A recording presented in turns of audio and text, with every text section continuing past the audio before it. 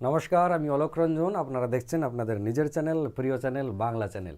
বন্ধুরা, আমি এই মুহূর্তে আপনাদের সামনে সুপার 30 প্র্যাকটিস সেট নিয়ে হাজির হলাম। এই সুপার 30 প্র্যাকটিস সেট সম্পর্কে আমি একটু বলে দিই।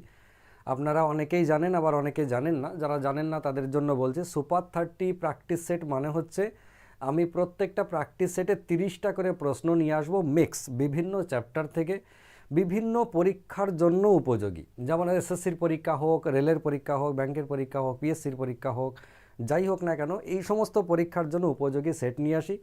30টা প্রশ্নের যে সুপার 30 প্র্যাকটিস সেট, সেটা আমি 3টে পার্টে ভাগ করি, পার্ট 1, পার্ট 2, পার্ট 3। আপনারা পরপর পাবেন এবং প্রত্যেকটা সেটে যখন আমি শুরু করি সমাধান করানো, তখন তার আগে অবশ্যই বলে দিই যে কোন কোন পরীক্ষার জন্য এগুলো উপযোগী।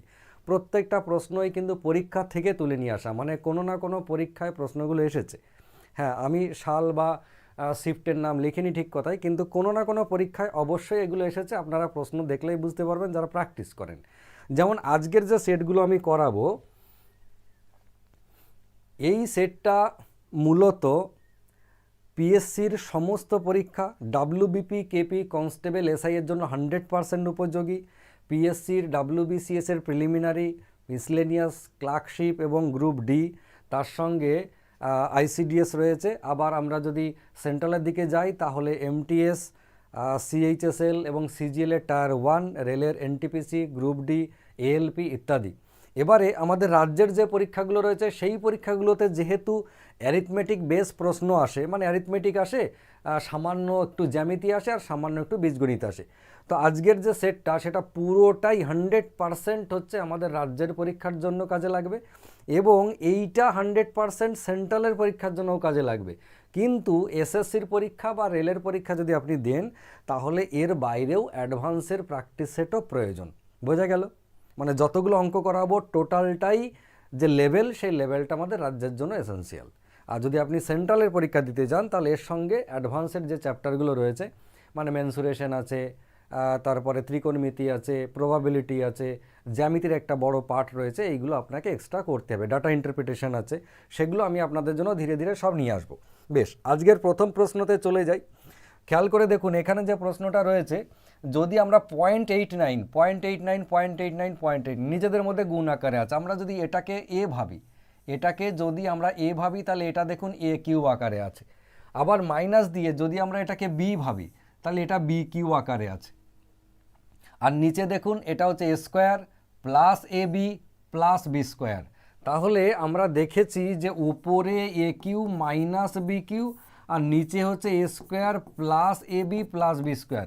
এটা যখনই রইল, আপনাকে আন্দাজ করে নিতে হবে যে এই বাবা জীবন কিসের ফর্মুলা। এ কিউ মাইনাস বি কিউ এর ফর্মুলা যদি ওপরে আমরা পুট করি, তাহলে তার মধ্যে এ square plus A B plus B square পাবো। মানে আপনাকে এইটার কথা মাথায় রেখে ওপরে ফর্মুলাটা ভাঙতে হবে।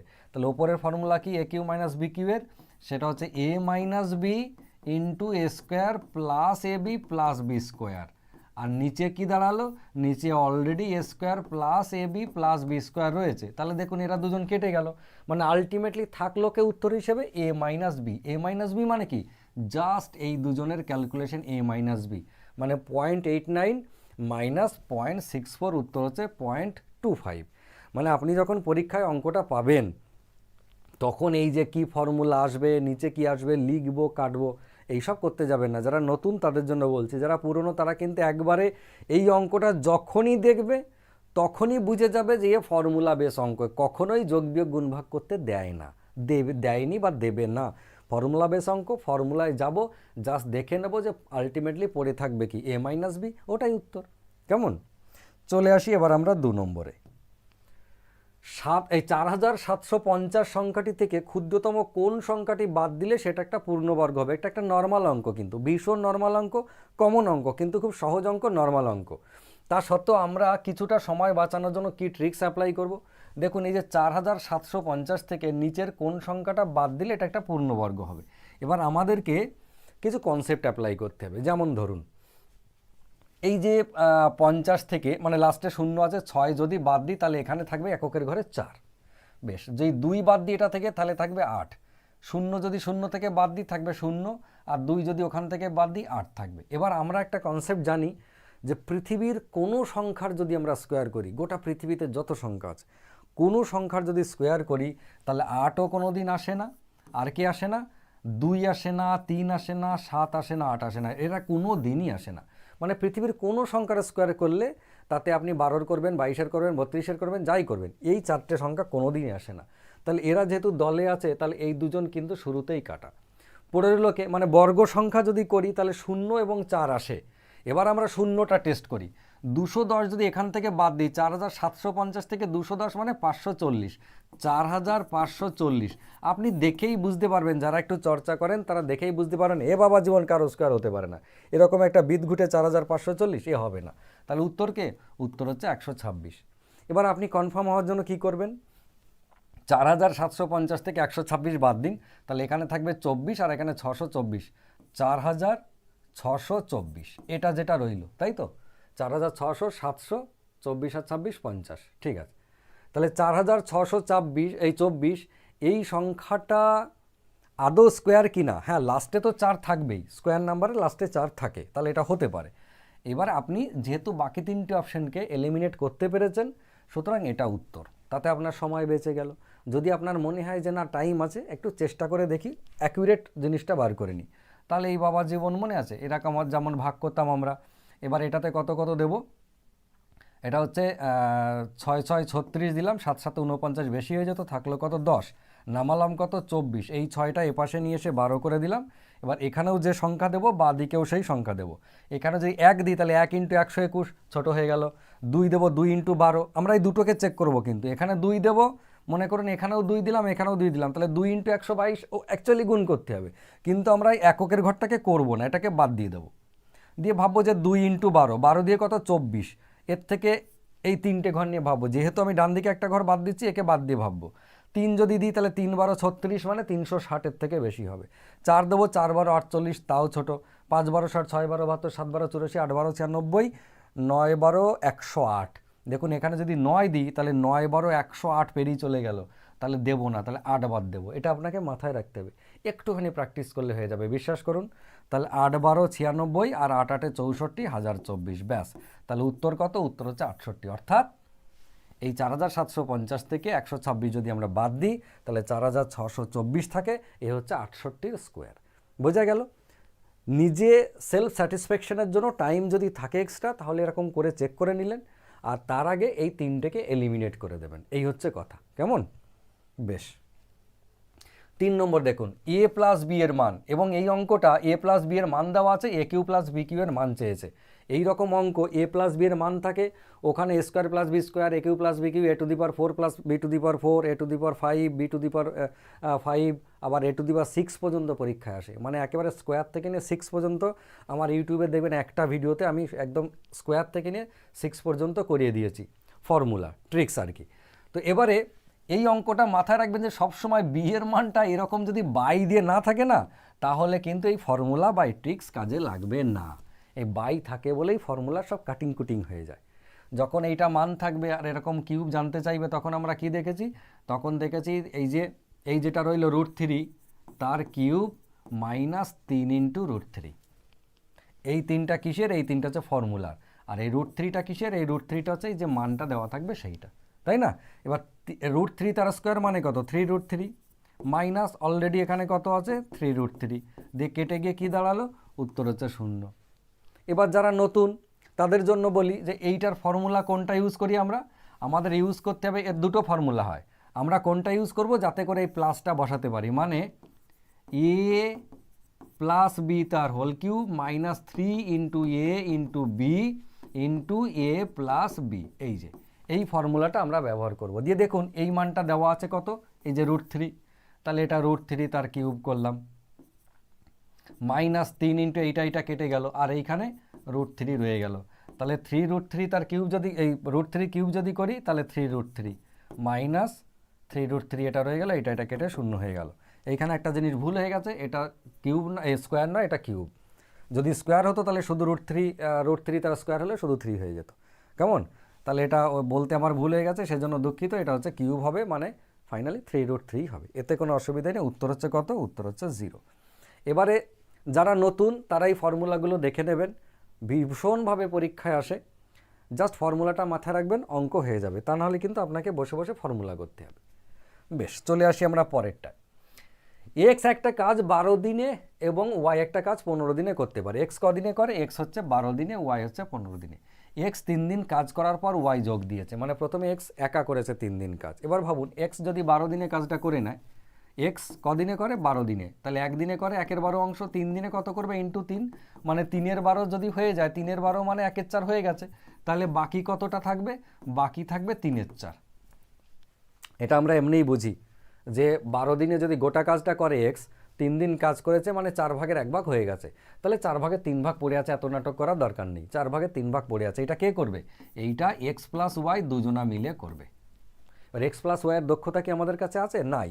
তার জন্য আমরা এক্সের হচ্ছে 12 দিন, ওয়াইয়ের হচ্ছে 15 দিন। আমরা আমাদের যে সিস্টেম শিখেছি, যেটা এখন সবাই পরীক্ষাতে ইউজ করে, দুজনের একসাথে দক্ষতা কতটা, 12 আর 15 লসও কত? 60। লিখলাম ওপরে 5 12 60, 4 15 60, 5 আর 4 যোগ করে 9। তার মানে 60/9 মানে 20/3। এত দিনে এক্স আর ওয়াই গোটা কাজটা করে দেয়, কিন্তু গোটা কাজ কি বাকি আছে? না, এইটুকু বাকি আছে। তাহলে আমরা কি করব? একাংশ কাজ করে এক্স আর ওয়াই 60/9 দিনে। তাহলে 3/4 অংশ কত দিনে করবে? ইন্টু 3/4। এটা 3 3 9 হয়ে গেল, 4 15 60 হয়ে গেল, 3 দিয়ে কাটলাম 5 হয়ে গেল, ফাইনাল উত্তর 5। তার মানে কদিনে? ফাইনাল উত্তর হচ্ছে 5 দিনে করবে। কেমন? বেশ, চলে আসুন নেক্সট। 8টা সংখ্যার গড়, অঙ্কটা বেশ ভালো, খুব সুন্দর অঙ্ক এটা। 8টা সংখ্যার গড় 24 এবং 24টা সংখ্যার গড় 8। ভাবুন, যখন 8টা সংখ্যার গড় 24, তখন টোটাল কত? এইটা 8 ইন্টু 24। আবার যখন 24টা সংখ্যার গড় 8, তখন টোটাল কত? 24 ইন্টু 8। একই, 8 ইন্টু 24, 24 ইন্টু 8 একই তো। এবার এই টিম আর ওই টিম, তার দুজনের টোটাল কত? এইটা দিয়ে বলছে যে সবগুলো সংখ্যার গড় কত। সবগুলো সংখ্যা মানে কটা? এদিকে 8টা সংখ্যা, এদিকে 24টা, মানে 32টা সংখ্যা। তাহলে একে আমরা কি করব? 32 দিয়ে ভাগ করে দেবো। এটাই তো নর্মাল পদ্ধতি, মানে এই টিমের টোটাল, ওই টিমের টোটাল, তাকে 32 দিয়ে ভাগ, মানে টোটাল সংখ্যা দিয়ে। কিন্তু একটা জিনিস খেয়াল করে দেখুন, এটাও যা ওটাও তাই, দুটো একই সংখ্যার যোগ করাও যা, 2 দিয়ে গুণ করে দেওয়াও তাই। মানে 3 + 3 আর 3 ইন্টু 2 একই ব্যাপার তো। তার মানে একই সংখ্যা যোগ না করে আমরা কি করব? কায়দা করে জাস্ট এই কনসেপ্ট কি এটার মধ্যে, এইটাকে মুছে দেবো। 24 ইন্টু 8টাকে মুছে এখানে একটা 2 দিয়ে গুণ করে দিলাম, তাহলেই তো হয়ে গেল। এটা সুবিধা কি হলো? সুবিধা হচ্ছে দেখুন, কাটাকাটি সুবিধা। 8 এখান থেকে 3 নিলাম, তাহলে 3 6 18, 3 8 এখান থেকে 4 নিলাম, 4 6 24। একটু ক্লিয়ার করে বলে দিই, আপনাদের বুঝতে সুবিধা হবে। ছোট ছোট করে কাটতে চাইছি না। নিচে 32 আছে, আমি এখানে 8 পেয়েছি, তাহলে একটা যদি 4 নিয়ে এদের মধ্যে থেকে, 4 8 32, 32 একবারে কেটে দেবো। তাহলে 32, 8 নিলাম, এখান থেকে 4 নিলে 6 পড়ে থাকলো। তাহলে আলটিমেটলি 6 দিয়ে 12 হচ্ছে উত্তর। উত্তর কত? উত্তর হচ্ছে 12। মানে আমি একবারে কাটলাম আর কি, ওপর নিচে নিয়ে, দুটো মিক্স করে নিয়ে। কেমন? পরেরটা দেখুন। একটা থলিতে, প্রচণ্ড কমন অঙ্ক, এটা ভীষণ কমন অঙ্ক। একটা থলিতে 25 পয়সা, 10 পয়সা এবং 5 পয়সার মুদ্রা 1 2 3 অনুপাতে রয়েছে। যদি থলের সমগ্র মুদ্রার মূল্য 30 টাকা হয়, তবে ওই থলেতে 5 পয়সার মুদ্রা কত আছে? ভীষণ কমন অঙ্ক, প্রচণ্ড পরিমাণে পরীক্ষায় পড়ে, ছেলেদের কোনো ডিস্টার্বই হয় না এটা নিয়ে। আমি টুক করে আপনাদেরকে বলে দিই, এই অঙ্কগুলো যখন আসে পরীক্ষায়, আপনাকে একটি কাজ করতেই হবে, বাকি যা খুশি করুন। সেই কাজটা কি? সেটা হচ্ছে 25 পয়সা, 10 পয়সা আর 5 পয়সা যেটা রইল এইখানটায়, কটা করে? 1 2 3, মানে এই বাবা জীবন একজন, এরা দুজন, এরা তিনজন রইল। 25 পয়সা একটা যদি হয়, টোটাল 25 পয়সা, 10 পয়সা দুটো হলে টোটাল 20 পয়সা, 5 পয়সা তিনটে হলে টোটাল 15 পয়সা। এই টোটাল যে পয়সার গল্পটা আমি আপনাদেরকে বলছি, 25 30 40 50 60, টোটাল হচ্ছে 60 পয়সা। তার জন্য কটা কয়েন লাগে? 3 দিয়ে 5 রেখে 6টা কয়েন লাগে। 6টা কয়েনে 60 পয়সা, মানে কিন্তু 10 গুণ কয়েন, তার থেকে 10 গুণ হচ্ছে পয়সা। 6টা কয়েনে 60 পয়সা, এটা আমরা মাথায় রেখে দিলাম। এবারে যেটা প্রশ্নতে বলেছে, টাকা বলে দিয়েছে, কয়েন জানতে চাইছে।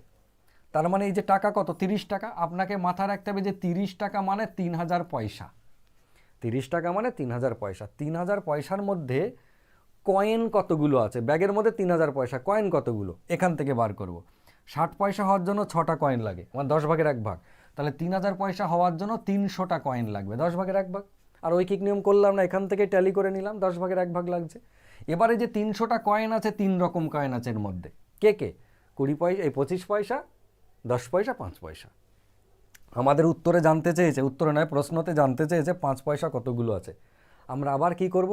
দেখুন 6টা কয়েনের মধ্যে 5 পয়সা হচ্ছে 3টে, অর্ধেক অর্ধেক, ব্যাস। তাহলে 300-র 5 পয়সা মানে 150টা, একাই অর্ধেক। যদি 10 পয়সা কটা বলতো, দেখতাম 6টা কয়েনের মধ্যে 10 পয়সা হচ্ছে দুটো, 6টার মধ্যে দুটো মানে 3 ভাগের 1 ভাগ, 3 ভাগের 1 ভাগ মানে ক পিস, 100 পিস হচ্ছে 10 পয়সা। আর বাকি যেটা পড়ে রইল 6 ভাগের 1 ভাগ, 6টার মধ্যে একটা হচ্ছে 25 পয়সা, 6 ভাগের 1 ভাগ মানে কত, 6 ভাগের 1 ভাগ মানে 50। তাহলে এইটা হচ্ছে 25 পয়সা, এইটা হচ্ছে 10 পয়সা, এটা হচ্ছে 5 পয়সা, ব্যাস। আপনার যেটা চাইবে পরীক্ষায় আপনি সেইটা শুধু বার করে নেবেন। বারবার ঐকিক নিয়মে করব, বড় বড় সাইজ হবে, দরকার কি আছে? যতটা পারবেন কনসেপ্ট লাগাবেন, আইডিয়া লাগাবেন, একটুখানি প্র্যাকটিস করলেই হয়ে যাবে, ব্যাস। চ্যাপ্টার ভিত্তিক পড়াশোনা করার সাথে সাথে যদি মোটামুটি প্র্যাকটিস করেন, এসব কিচ্ছু আটকানোর কথা নয়।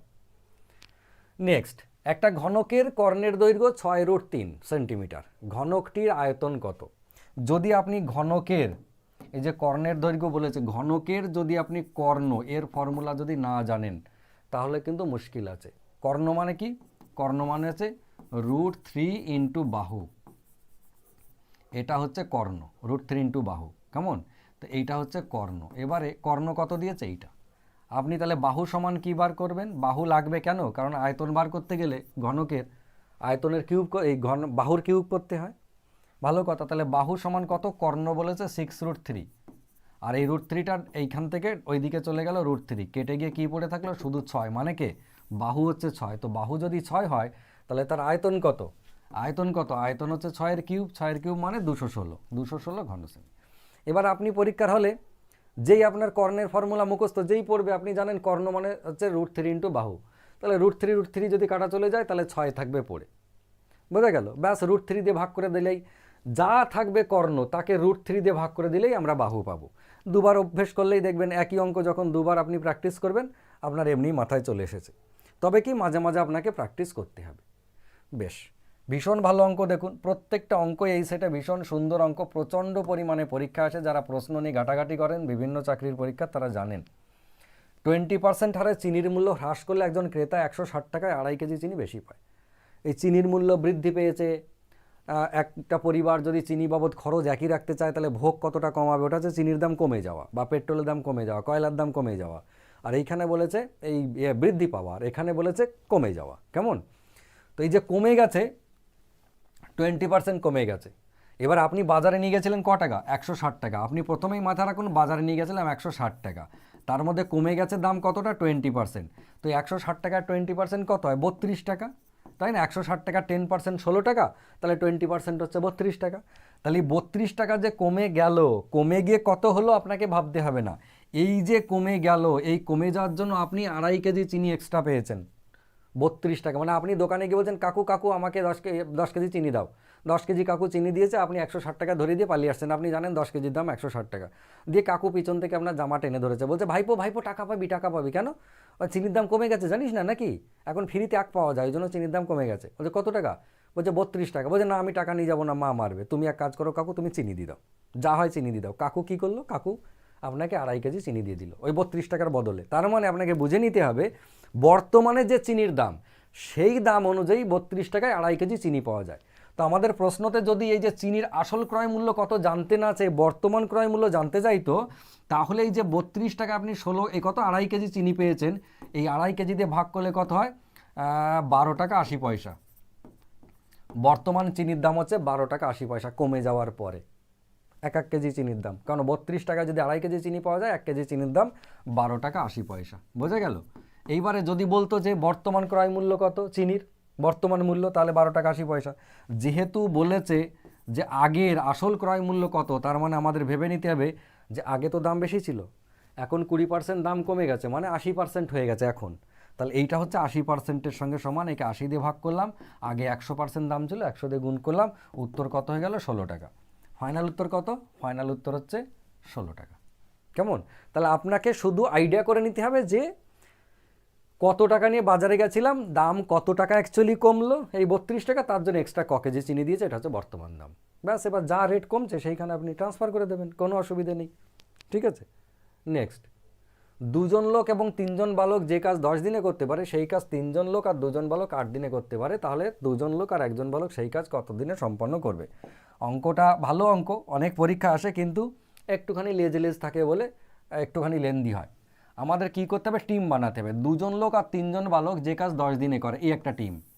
এটা টিম মানে কি, 2 জন লোক প্লাস হচ্ছে 3 জন বালক, আমি এল আর বি লিখছি, কদিনে করে, 10 দিনে করে। আর একটা টিম কি, আর একটা টিম হচ্ছে ওই যে 3 জন লোক আর 2 জন বালক, 3 জন লোক প্লাস হচ্ছে 2 জন বালক কদিনে করতে পারে, 8 দিনে করতে পারে। এইবার আমাদেরকে টিমটাকে সমান বানাতে হবে। আমরা টিমটাকে সমান বানাতে পারে কিভাবে, যে লোকের সাথে বালকের কম্পেয়ার, কটা লোক মানে কটা বালক, এটা কম্পেয়ার করব। কম্পেয়ার করার জন্য আপনাকে টিমটাকে চেঞ্জ করে নিতে হবে। যে 10 দিনে কাজটা না করিয়ে এই যে 10 দিন, এই 10 দিনে আমরা কাজটা করাবো না, 1 দিনে করাবো। তাহলে কাজটা যদি আমি 1 দিনে করাতে চাই এই কাজটা, তাহলে কি করো, 10 গুণ লোক লাগাবো, 10 দিয়ে 20টা লোক লাগবে, প্লাস হচ্ছে 3 10-এ 30টা বালক লাগবে, তবে গিয়ে আমরা 1 দিনে কাজটা করবে। ক্লিয়ার হয়েছে? আবার এই ভদ্রলোকেও কি করব, 8 দিনে 3 8-এ 24টা লোক লাগাবো, প্লাস 8 দিয়ে 16টা বালক কাজে লাগাবো, তবে 1 দিনে কাজটা শেষ হয়ে যাবে। এখন আমার প্রয়োজন কোনটা, আমার প্রয়োজন হচ্ছে এই লাইনটা, এটি দিয়ে আমি কম্পেয়ার করাবো, এই যে এইটা দিয়ে। কীরকম, 1 দিনে এই টিমটাও 1 দিনে কাজটা করে, আর এই টিমটাও 1 দিনেই কাজটা করে এই টিমটা। তার মানে এই 20টা লোক আর 30টা বালক, দেখুন 20টা লোক প্লাস হচ্ছে 30টা বালকের যা ক্ষমতা, এই 24টা লোক আর 16টা বালকের তাই ক্ষমতা, 24টা লোক প্লাস হচ্ছে 16টা বালক একই ক্ষমতা। ক্লিয়ার হয়েছে? ব্যাস, যদি এদের একই ক্ষমতা হয়, আমি এবার ট্রান্সফার করব লোকের। ট্রান্সফার মানে কি, এটাকে ওই পাশে দিয়ে দিচ্ছি, 4টে লোক বাদ দিয়ে দিলাম, আর ওকে এই পাশে নিয়ে এসে কত, 14টা বালক। তার মানে ট্রান্সফার করলে 7টা বালক সমান হচ্ছে 2টো লোক। এইটি আমার প্রয়োজন। আপনি যাই অঙ্ক আসুক, এই জিনিসটা দরকার। দেখুন কিছু অঙ্ক আপনি এমন পাবেন যে অঙ্কতে বলে দেবে যে কোনো একটা কাজ 5 জন মহিলা এতদিনে, 5 জন মহিলা অথবা 4 জন পুরুষ এতদিনে করতে পারে। ওই যে অথবা বলে দিল শুরুতে, ওই অথবা মানেই এইটা আপনাকে করে দিল। এই অঙ্কটাই যদি বলতো যে 7 জন বালক অথবা 2টো লোক একটা কাজ এতদিনে করতে পারে, তার মানে এটা আপনাকে করে দিয়েছে। এত হ্যাপাজামি করলাম টিম বানিয়ে, এইটা করতে হতো না। কিন্তু এই যখনই এবং বলে দেবে, আমাকে খাটনিটা খাটিয়ে দেবে। এরপরে বাকি স্টেপ মানে কীরকম, 7টা বালক মানে 2টো লোক পেলাম কনভারসেশন করার জন্য। আমাকে প্রশ্ন বলেছিল 2 জন লোক আর 1 জন বালক ওই কাজটা কতদিনে করবে। এবার খেয়াল করে দেখুন, 2 জন লোক আর 1 জন বালক, আলটিমেটলি 2 জন লোক প্লাস হচ্ছে 1 জন বালক, আমি একে ট্রান্সফার করে নেব, এই লোকটাকে বালক বানিয়ে নেব। 2টো লোক মানে 7টা বালক, তাহলে আমি এটা 7টা বালক করে নিলাম, প্লাস একটা বালক সমান কি, সমান হচ্ছে 8টা বালক। এই কাজটা কতদিনে করবে এটা বার করতে পারলেই হয়ে গেল। বুঝুন ভালো করে, 2টো লোক আর একটা বালকের যা ক্ষমতা, 8টা বালকের তাই ক্ষমতা। কেননা 2টো লোককে 7টা বালকে আমি ট্রান্সফার করে নিলাম, বলা লোক কাজে লাগাবো না, খুব ফাঁকিবাজ, বালক নিয়ে নাও। তা 2টো লোককে বাদ দিয়ে তার পরিবর্তে 7টা বালক নিয়ে নিলাম। কে বলে দিল আমাকে, এই লাইনটা বলে দিল, এই যে কনভার্ট করেছিলাম। ঠিক আছে, তো এই যে 8টা বালকে কতদিনে কাজটা করবে, এটা মানেও যা, এই 2 জন লোক আর একটা বালক কতদিনে কাজ করবে, একই উত্তর।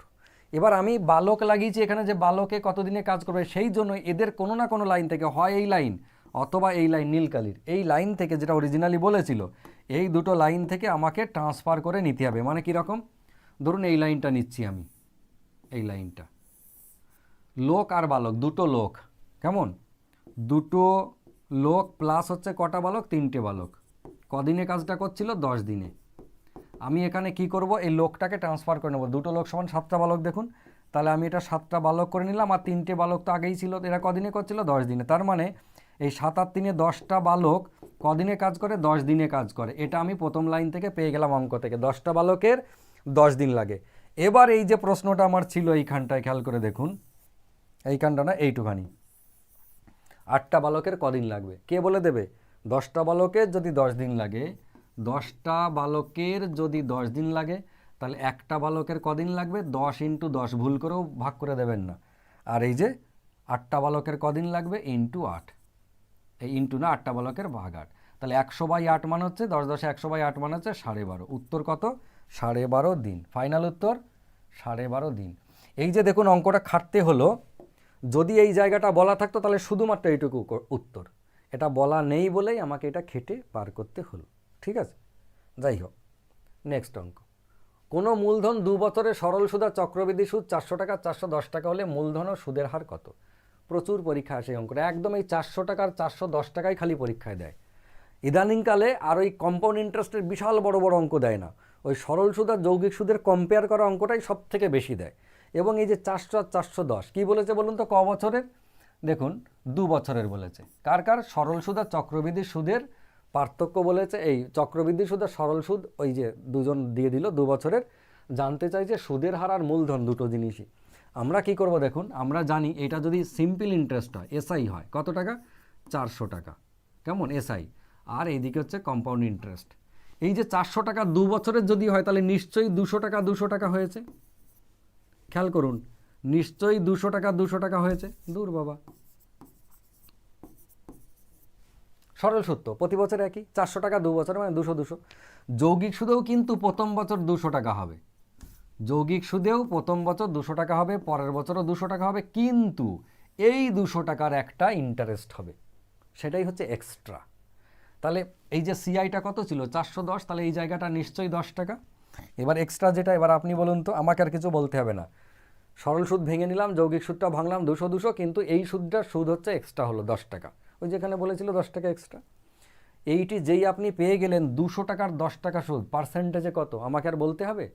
200 টাকার 10% 20 টাকা হয়েছে 10 টাকা, তার মানে পার্সেন্টেজে কত? পার্সেন্টেজ হচ্ছে 5%। তার উত্তরকে, উত্তর এদের মধ্যে যে 5% আছে সে। এবার মূলধন কত আপনি বলে দেবেন যে 5% মানে যদি 200 টাকা হয়, মানে 5% মানে যদি 200 টাকা হয়, তাহলে 10% মানে নিশ্চয়ই 400 টাকা, তাহলে 100% মানে নিশ্চয়ই 4000 টাকা। তাহলে মূলধন কত? মূলধন হচ্ছে 4000 টাকা, আর ট্যাক্সের রেটটা কত? 5%। ক্লিয়ার হলো? ব্যাস, এই গেল আমার পার্ট 1। আপনাদের কেমন লাগলো জানাবেন, যদি ভালো লাগে তাও জানাবেন, খারাপ লাগলে তাও জানাবেন, কেন খারাপ লাগলো তাও জানাবেন। আমি আগামী ভিডিওতে পার্ট 2 নিয়ে আসছি। ততক্ষণ সবাই ভালো থাকুন, সুস্থ থাকুন, সুন্দর থাকুন। নমস্কার।